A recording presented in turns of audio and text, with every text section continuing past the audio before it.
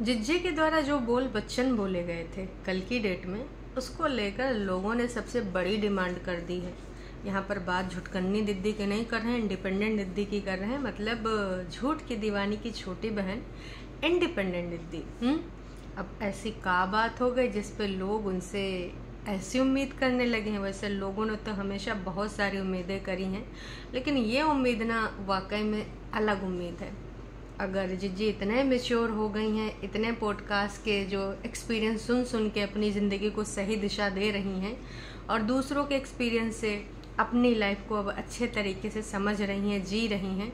और सबसे बड़ी बात जो उन्होंने बोली थी कि भाई अब मुझे ना ये नहीं लगता है कि ऐसे करना वैसे करना, मुझे लगता है कि अब सबके बारे में सोचना चाहिए, लेट गो करना चाहिए।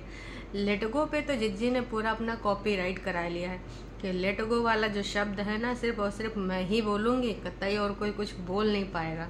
हालांकि लेट गो सिर्फ वीडियोस में हुआ है या रियल लाइफ में, ये आप सबको पता है। लेकिन सुनने में कुछ और चीज़ें भी आ रही हैं जो कि 1 या 2 दिन बाद ऑन कैमरा भी आ जाएंगी। वही सुनने में आया है कि अब नूना जिज्जा और छुटकन्नी जिज्जी और बड़कन्नी जिज्जी और मतलब पूरा कुनबा सारे के सारे एक कोई प्लान बन चुका है और उस प्लान के अंतर्गत गर्मियों की एक गर्म दिन कहीं ठंडी जगह पे व्यतीत करेंगे। जी हाँ, अब देखिए, एक लोगों ने कमेंट किया है। वो कमेंट कहाँ किया है? इंस्टाग्राम पे। इनका कहना है कि हम पास में रहते हैं, हमको ऐसा ऐसा खबर मिली है। खैर, ऐसे लोगों पे देखिए, जब तक ऐसी कुछ चीज़ें हों ना, क्लियरिटी नहीं आती है। तमाम लोग ऐसे कमेंट करते हैं कि हम गांव के हैं, पड़ोस के हैं, दूर शहर के हैं।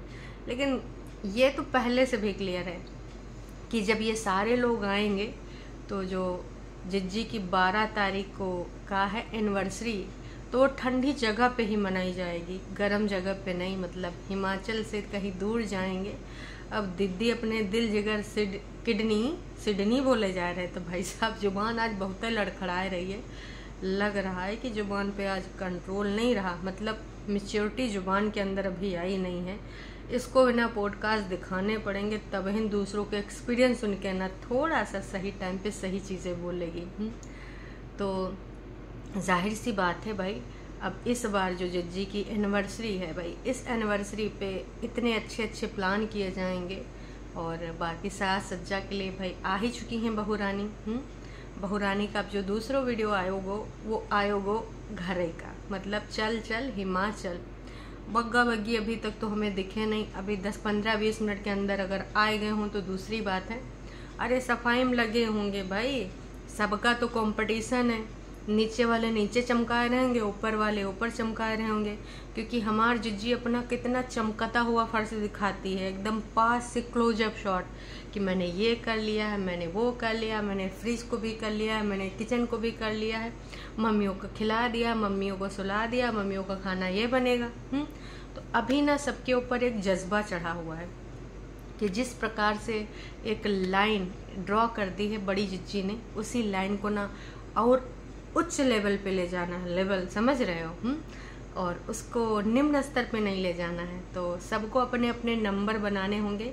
छुटकन्नी जिज्जी अपना अलग से ऊपर कर रही होंगी और बग्गा बग्गी नीचे लगे होंगे हैं।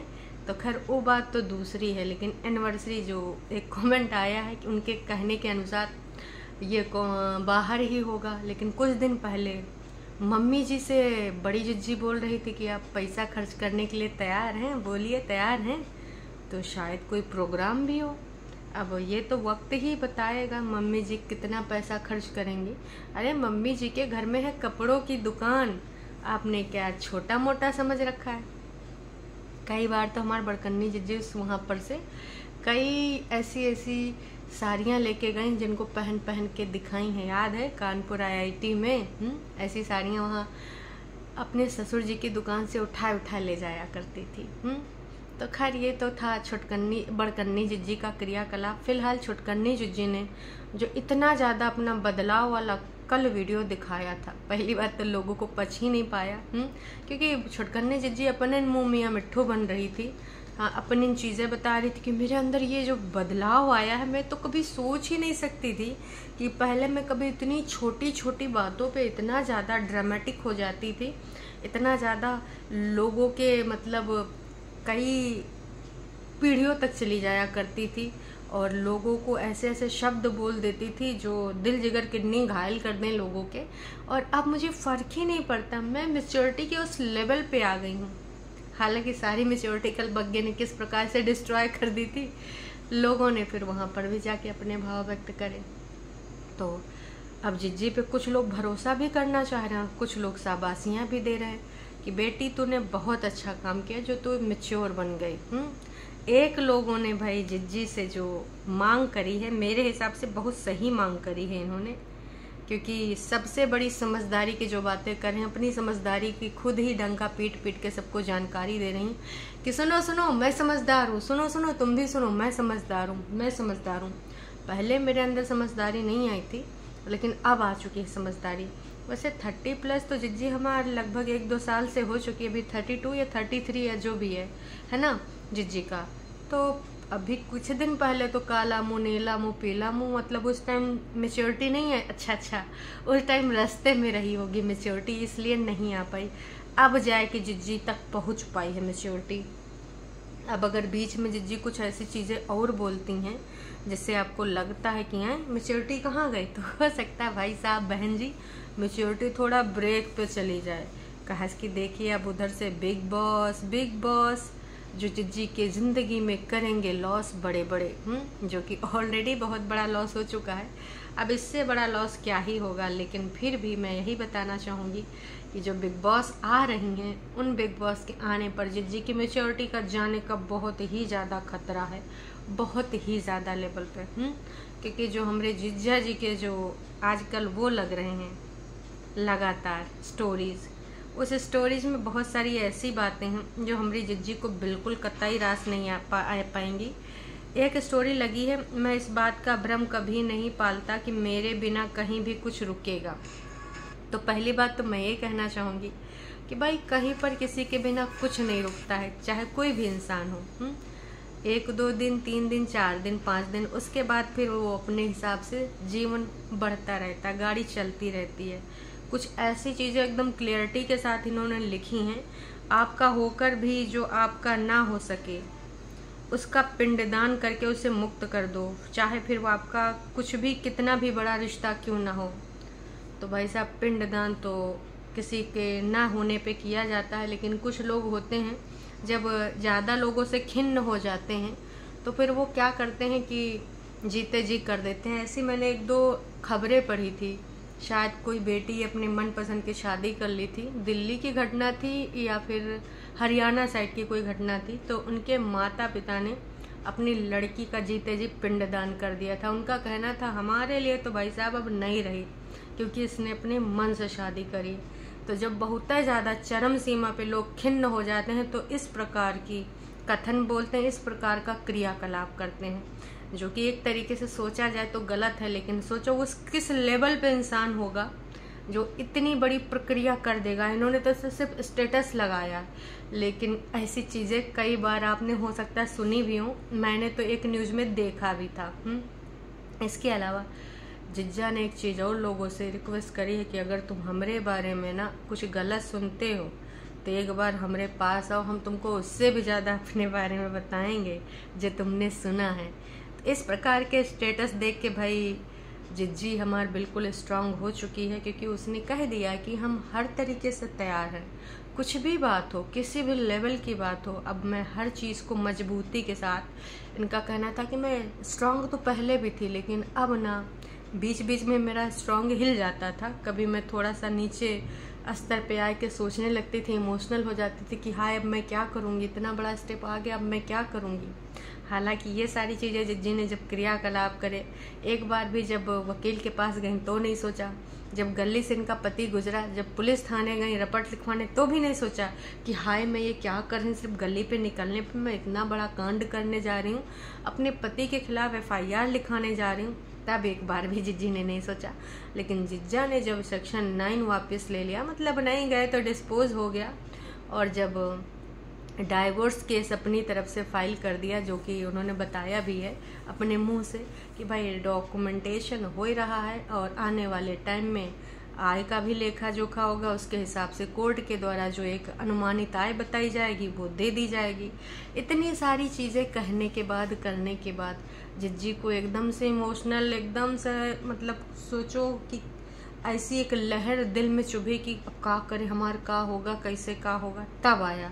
अभी तक यही लग रहा था कि नहीं, हम जुल्म सितम करते रहे, सामने वाला सहता रहेगा और एक ना एक दिन आएगा हमारे कदमों में अपनी नाक रगड़ के कहेगा चलिए मालिकिन जैसे आप चाहेंगे वैसे होगा। इतना सब कुछ करने के बावजूद मतलब डीवी का केस तक भी करने से पहले इन्होंने नहीं सोचा कि भाई उस बंदे को कैसा फील होगा। मतलब ये सारे लोग सिर्फ अपने लिए फील करते हैं, सामने वाले इंसान के साथ कुछ भी करते रहो, कोई भी केस कोई भी धारा लगाते रहो, उसके लिए पुलिस केस में जाके नया FIR कराया हो। कभी ये सोचा कि उन लोगों को कैसा लगता होगा जब इसके रिगार्डिंग कोई कॉल आती होगी पुलिस से या फिर कोर्ट में जाके उनको सुनना पड़ता होगा। डीवी में जो आपने केस लगाया है उसकी भी हियरिंग कभी ना कभी तो हुई होगी। तो जिज्जी इतने दिन में आपने कभी ये नहीं बताया डीवी के बारे में कि आपने डीवी के क्या क्या वहाँ पे प्रूफ दिए कि किस प्रकार से आपके ऊपर घरेलू अत्याचार हुआ है, घरेलू हिंसा हुआ है, इस बारे में तो आपने कभी कुछ नहीं बताया। तो बस जिज्जी को बुरा लग सकता है, लेकिन सामने वाले को बुरा लगे तो भाई अपनी का बोलेंगे, अपनी बला से हैं। जैसे कल एक सब्सक्राइबर ने लिख दिया था बग्गे को, कितना है चाहे तो भैया ससुराल में बैठ, चाहे तू घर जमाई बन जा, चाहे तू महीना भर रहे, चाहे 4 महीना, चाहे साल भर, हमरी बला से। तो वैसे भाई साहब अब आपको भी ये सोचना चाहिए कि सामने वाले बंदे को भी ना बैड फील हो सकता है, लेकिन सारा ठेका तो आप लोगों ने ही ले रखा है कि आपको बैड फील होगा, बाकी किसी को बैड फील हो ही नहीं सकता।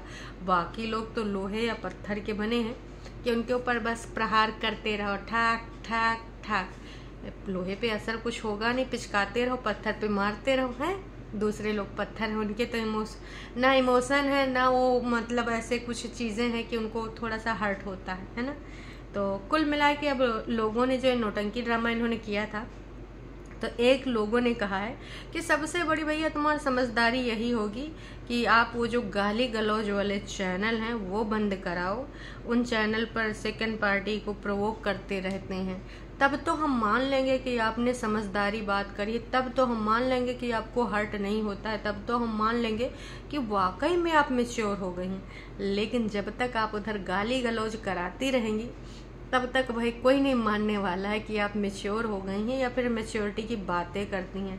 सबको पता है कि स्क्रिप्ट के अंतर्गत आप ये कर रही कि मैं ये हो गई हूँ, मैं वो हो गई हूँ। अगर आप चाहें तो उनको बोल सकती हैं कि आपको जो भी रिव्यू देना है वीडियो के अकॉर्डिंग दीजिए और शब्दों का उचित चयन कीजिए। अगर आप किसी को देना चाहते हैं रिव्यू, इस प्रकार के गंदे शब्द, जानवरों से उनकी तुलना, जानवरों वाले नाम और ऐसे ऐसे शब्द की अगर एक पुरुष को इस प्रकार के शब्द को बोला जाए तो समाज में बहुत ही गंदा समझा जाता है।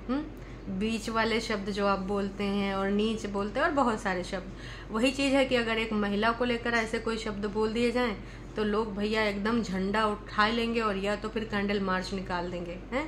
लेकिन अगर पुरुष के लिए है तो भाई पुरुष के लिए बोलते रहो, पुरुष को क्या फ़र्क पड़ता है, ये वाली चीज़। तो मैं भी इस चीज़ पे एग्री करती हूँ कि भाई सबसे पहले तो गाली गलौज चैनल बंद करने का भाई नहीं, लेकिन चेंज करने का। आपको रिव्यू देना है बिल्कुल दीजिए, खुले में दीजिए। आपको जो सही लगता है, जो गलत लगता है, आपको उनके वीडियो में कोई कमी नज़र आती है, आपको लगता है डबल क्रॉस कर रहा है, झूठ बोल रहा है, लोगों को गुमराह कर रहा है, किसी बात से सहमत असहमत है, आप बिल्कुल वहाँ पे जाके कह सकते हैं, कर सकते हैं। क्यों? क्योंकि वो पब्लिक डोमेन में अपना कंटेंट सर्व कर रहे हैं, आपका पूरा अधिकार है रिएक्शन देने का, कमेंट करने का। लेकिन इस प्रकार की गाली गलौज से आप क्या साबित कर पाते हैं? कुछ नहीं, सिर्फ ये साबित कर पाते हैं कि आपका व्यक्तित्व कैसा है, आप किस बैकग्राउंड से आते हैं, किस प्रकार की सोच रखते हैं, ये सब आप साबित करते हैं। तो मैं तो यही कहूँगी कि भाई बिल्कुल सही इन्होंने कमेंट किया है कि आपने ये जो सारी चीज़ें बंद नहीं करवाई हैं, और प्लस आपका जो ये विचार है ये सिर्फ ब्लॉगिंग के लिए है। सिर्फ आप ये जो प्रतिक्रिया, जो बदलाव लेके आई हैं, तो ये सिर्फ और सिर्फ ब्लॉगिंग के लिए। कितने दिन तक रहेगा ये भी ना हम आपको बता नहीं सकते। बाकी जब आप बीच बीच में ना बहुत सारी चीज़ें बोलते बोलते एकदम से मुस्कुराए रही थी, उस मुस्कुराहट का बहुत ही ज़्यादा मतलब था। और जो समझने वाले लोग हैं वो भी समझ गए होंगे कि इतना मंद मंद मुस्कुराए कि आप किसको का साबित कर रही थी। और एक सब्सक्राइबर ने बहुत अच्छे से समझा कि आँखों में कुछ, दिमाग में कुछ, दिल में कुछ और जुबान पे कुछ। मतलब भाई साहब कितने अच्छे से इन्होंने ना ऑब्जर्वेशन किया आपका। कुछ दिन बाद हालत ख़राब हो जाएगी, देखती जाओ आप। एक आईडी से कमेंट्स नीचे रिप्लाई दिए जैसे कि उसके पास कोई काम ही ना हो। यहाँ पर बोला जा रहा है जिज्जा जी को, लेकिन ये सारी हरकतें जिज्जी के अंदर भी दिख रही थी। रिप्लाई तो नहीं करती हैं, लेकिन मैं यही कहना चाहूँगी कि जिस प्रकार से वो मुस्कुराए के बीच में एकदम से चुप होके बात कर रही थी, उसका बहुत कुछ मतलब था। और समझने वाले तो समझ भी गए हैं। रो रो के तुम्हारी आंखें बहुत वीक दिखाई दी हैं और लग रहा है कि माइंड भी तुम्हारा सूटेबल नहीं दिखता है। इनमें से बाहर निकलो। इनका कहना है कि भाई माइंड तुम्हारा बिल्कुल काम नहीं करता है, एक जगह स्थिर नहीं है, कभी इधर कभी उधर, इधर उधर की बातें करती हो। अब मुझे लगता है कि तुमको वाकई में दिल जिगर किडनी से ब्रेक लेना चाहिए। सिर्फ दिखावे के लिए ब्रेक नहीं लेना चाहिए कि हमारा इनकम कम आवे तो भाई वकील और जज साहब जो रिपोर्ट दे उसके हिसाब से हमको हर महीने का ज़्यादा मिले। समझदार सभी हैं, सबको समझ में आता है कि आप कब कहाँ क्या चाहती हैं। और अब अगले नेक्स्ट मंथ से जी बढ़िया कंटिन्यू वीडियो बनाएंगी, तब देखते हैं कि इनके मनोभाव यही रहते हैं जो इन्होंने टाइटल डाला था कि तुम्हारी खुशी में मेरी खुशी। क्या वाकई में खुशी रह पाएंगी या खुशी अपनी सबको दिखा पाएंगे इस प्रकार की। चलिए जी, अभी के लिए इतना ही, बस मैं यही कहना चाहूँगी। जाते जाते एक चीज़ और बोलना चाहूँगी। कुछ लोगों को समझ में आ गया है तो उनसे कह भी रहे हैं कि भैया कृपया करके ये ड्रामा बंद कर दीजिए। हमको पता है कि तुम किस प्रकार की हो और ये जो आप कर रहे हो तो ये कुछ ही दिन के लिए है और आपका पति मूव ऑन कर चुका है और उसने आपको बहुत चांस दिया। कई बार पूछा कि चलो हम साथ में रहते हैं, उसकी माँ ने भी पूछा, लेकिन आप हर टाइम इगोस्टिक रहे और इस बार अब इस प्रकार की हरकतें कर रहे हैं। तो देखिए सबको पता है, एक बार 50-50 बहुत सारी चीज़ें हैं, सबको क्लियर है। अभी के लिए इतना ही, फिर मिलेंगे नई अपडेट के साथ। लगता है बिग बॉस आए गए, सब बिजी हैं। आओ भगत मैया तो सफाई में 1-2 दिन में आवे वाली है ना भाई साहब। चलिए जी, टाटा बाय बाय। चैनल पे नए हैं तो चैनल को कर सकते हैं सब्सक्राइब। और अगर आपको वीडियो पसंद आई तो जाने से पहले भैया एक छोटू सा लाइक करके तो ज़रूर जाइएगा। आप लाइक करना भूल जाते हैं, तो जाने से पहले एक लाइक।